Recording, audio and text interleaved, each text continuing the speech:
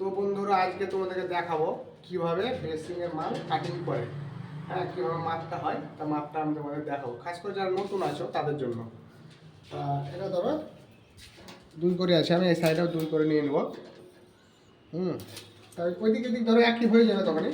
আর এই দিকটা দেখতে পাচ্ছি, এদিকটা মাটাম করা আছে, তা এভাবে এটা রাখবে।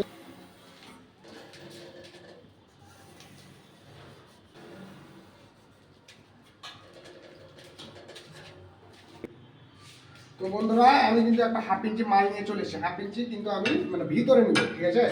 মানে এদিকে নিলে হবে না, ভিতরে নিতে হবে। তাহলে তোমার ওই যে এই ড্রেসিংয়ের এই দিকে দেখাও, ড্রেসিংয়ের যে এইটা আছে তোমার কোটটা তাহলে ধরে নেবে। তা আমি দেখো কীভাবে কাটিং করবো, দাগটা মেরে নেয় হাফ ইঞ্চি করে।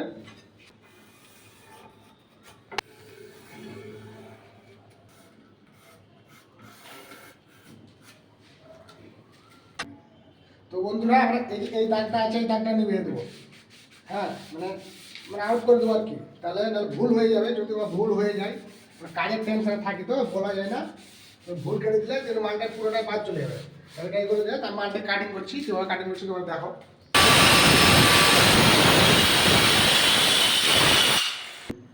তো বন্ধুরা আমরা মালটা কাটিং করে নিয়ে চলে এসেছি, তোমরা দেখতে পাচ্ছ।